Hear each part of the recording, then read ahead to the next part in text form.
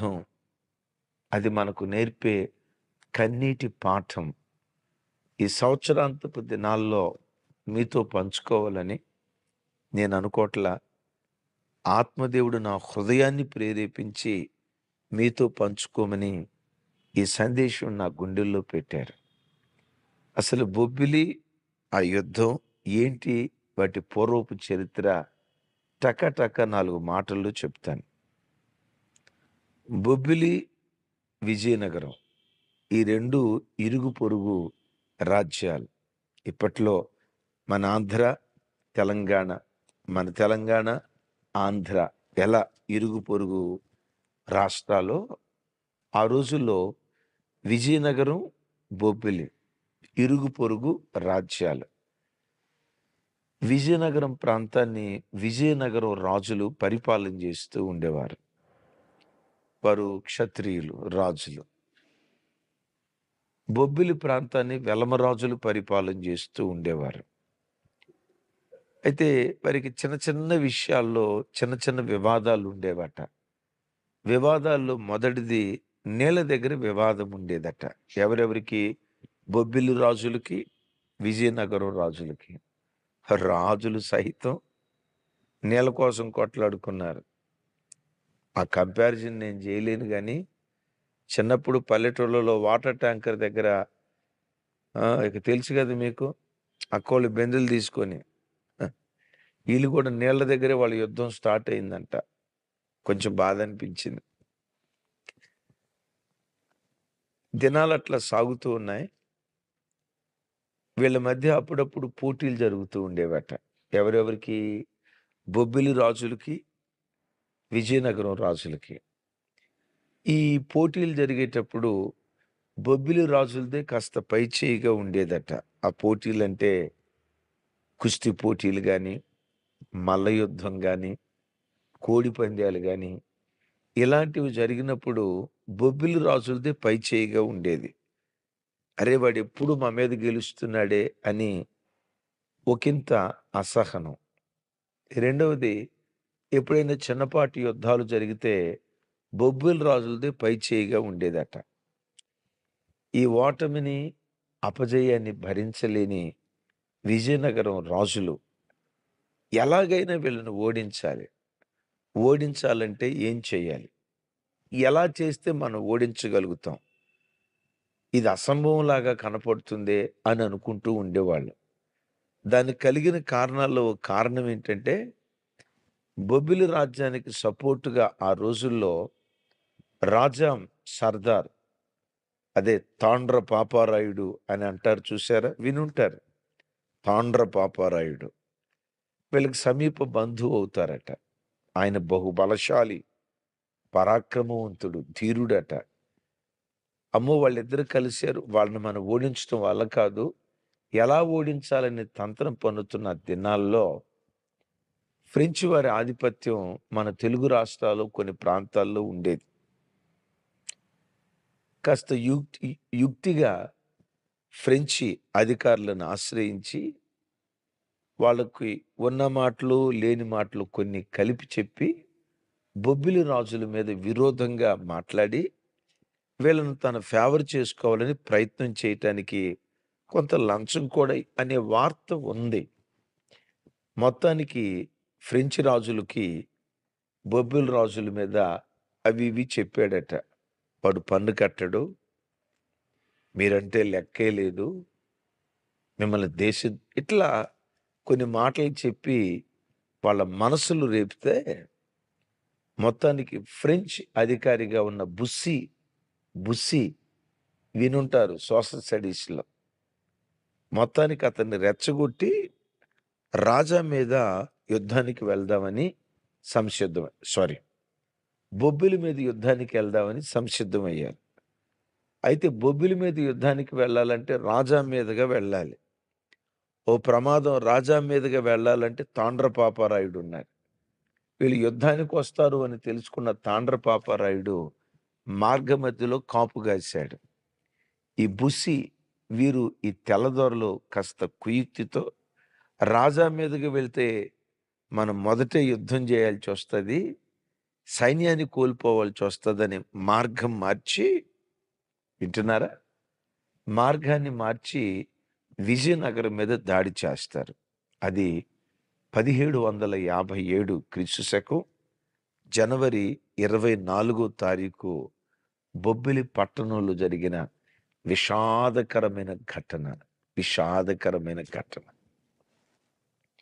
బొబ్బిలి మీద యుద్ధానికి వెళ్ళినప్పుడు ఆ బొబ్బిలి రాజులు వచ్చి యుద్ధం చేస్తూ ఉంటే, ఈ ఫ్రెంచ్ వారి ఫిరంగులకు వాళ్ళ కోట గోడలు కుప్పలాగా కూలిపోయి వేల మంది సైనికులు హతులైపోయారు, కత్తివాతన పడ్డారు. ఆఖరి క్షణం వరకు బొబ్బిలి రాజులు పోరాడుతూనే వచ్చారట. బాధాకరమైన సంగతి, ఆ భీకరమైన యుద్ధంలో వేల కొలది సైనికులు, లక్షల కొలది ప్రజలు ప్రాణాలు కోల్పోయారు. ఎక్కువ శాతం బొబ్బిలి వారికే నష్టం జరిగింది. బొబ్బిలి ప్రజలు, సైనికులు చంపబడి కత్తివాతన పడి రక్తం ఏరులాగా ప్రవహించిందట. ఉదయించే సూర్యుడు ఎంత ఎర్రగా ఉంటాడో, ఎర్రచీర కట్టుకున్న పట్టణంలాగా రక్తం సెలయేరులాగా అలా ప్రవహిస్తూ ఉందట. అలాంటి పరిస్థితుల్లో బొబ్బిలి రాజు, ఆయన పేరు మీరు వినుంటారు, విజయనగరపు రాజేమో విజయరామరాజు. బొబ్బిలి పట్టణానికి రాజేమో గోపాలకృష్ణ రంగారావు రాజు. రాజా గోపాలకృష్ణ రంగారావు గారు. ఈ గోపాలకృష్ణ రంగారావు గారు, ఇక మేము ఓడిపోతున్నాం, వీళ్ళను ఓడించడం ఇక మన వల్ల కాదు, తప్పకుండా వీళ్ళ చేతిలో మనం చచ్చిపోతాం, మనల్ని చంపిన తర్వాత మన ఇళ్ళ మీద పడి మన పిల్లలను, భార్యలను దోచుకుని వెళ్ళిపోతారు, మన భార్యలు పరాయివాడికి దాసులుగా ఉండాల్సి వస్తుందని చెప్పి పిల్లలను, స్త్రీలను, భార్యలను ఇంట్లో పెట్టాట. నిప్పంటించి ఆ ఇంటిని తగలబెట్టేశారట. ఆ ఇంటి లోపట రాణులు, పిల్లలు, స్త్రీలు ఆహాకారాలు చేస్తా సజీవంగా బ్రతికుండగానే అగ్నిమంటల్లో కాలి బూడిదైపోయారట. కొన్ని వేల మంది సైనికులు హతులైపోయారట. స్క్రీన్ మీద చూస్తున్నారు కదా, అక్కడ ఒక స్తూపం కనపడుతుంది, ఎత్తైన స్తూపం. బొబ్బిలి యుద్ధం మిగిల్చిన కన్నీటి కథకు స్మారక స్తూపం, జ్ఞాపకార్థ స్తూపం, యుద్ధం మిగిల్చిన విషాద గాథ, రక్తపు ఏర్లు. ఆ రోజుల్లో వారు వాడిన కత్తులు, అదిగో పైన చూస్తున్నారు కదా, అది తాండ్ర పాపారాయుడు గారు వాడిన కత్తెట. తాండ్ర పాపారాయుడు గారు వాడిన కత్తెట. ఆ కాలంలో సైనికులు వాడిన బాకులు, ఈటెలు, బల్యాలు, డాలు చూస్తూ ఉన్నారు కదా. ఫ్రెంచ్ వారు వాడిన తుపాకీలు, ఆ కాలంలో వాడిన తుపాకీలు.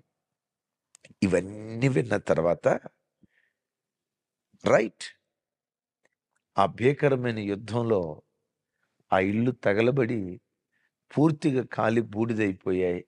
విజయనగరం రాజుల చేతిలో బొబ్బిలి రాజులు దారుణంగా ఓడిపోయి చంపబడ్డారు. వారు నేను గెలిచాను అని విజయ గర్వంతో విజయనగరం రాజు విజయరామరాజు విజయ గర్వంతో తిరిగి వెళ్ళాడు. విచిత్రం, తాండ్ర పాపారాయుడు గారు మార్గ మధ్యలో కాచుకొని ఉన్నారు కదా, ఏంటి ఇంకా రాలేదు. 3 రోజుల తర్వాత తెలిసింది దొడ్డిదారిని వెళ్ళి యుద్ధం చేస్తున్నారని. పరుగు పరుగున బొబ్బిలి ప్రాంతానికి వచ్చారు తాండ్ర పాపారాయుడు గారు. ఆ ప్రాంతం అంతా చూశారు. రక్తపు టేరులు, రక్తం గడ్డగట్టిపోయి తన బావ, తన సహోదరి, తన పుట్టింటి వాళ్ళు, రక్త సంబంధికులు అనాథ శవాల్లాగా సమాధి కూడా నోచుకోక శవాలు కుప్పలు కుప్పలుగా, గుట్టలు గుట్టలుగా పడి ఉంటే గుండె కోత తట్టుకోలేక ఉక్రోషంతో విజయరామరాజు బ్రతికొండకూడదని చెప్పి మొత్తానికి అతనున్న స్థలానికి వెళ్ళాడు. నిద్రపోతూ ఉన్నాడు. తాండ్ర పాపారాయుడు అతని గుండెల మీద కూర్చొని కత్తితో కస కస కస గుండెల మీద పొడిచి చీల్చి గుండెను బయటికి చంపేశాడట. ఎవరు? తాండ్ర పాపారాయుడు. వాళ్ళని చంపి, అతన్ని చంపి ఇక బయటకు వచ్చి, నా బంధువులందరూ చనిపోయారు, నా బావ చనిపోయాడు, నా వీళ్ళందరూ చనిపోయిన తర్వాత నేను బ్రతికుండి చేసేదేముందని అతన్ని పొడిచి చంపిన కత్తితో తన్ను తాను పొడుచుకొని ఆత్మహత్య చేసుకొని చనిపోయాడట తాండ్ర పాపారాయుడు గారు.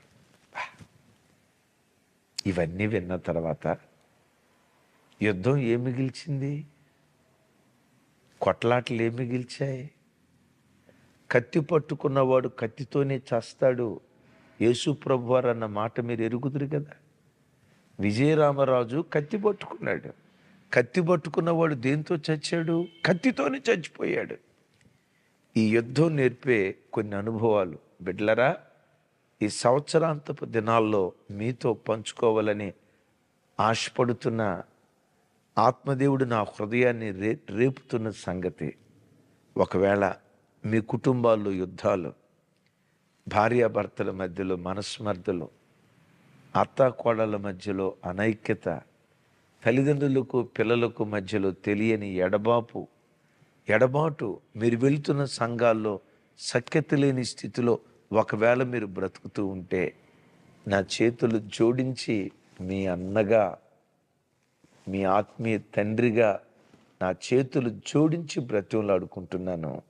దూరమైపోయిన మీ బంధుత్వాలు, బాంధవ్యాలు ఈ సంవత్సరాంతపు దినాలలో యేసుక్రీస్తు కృపను బట్టి ఐక్యపరచబడునుగాక.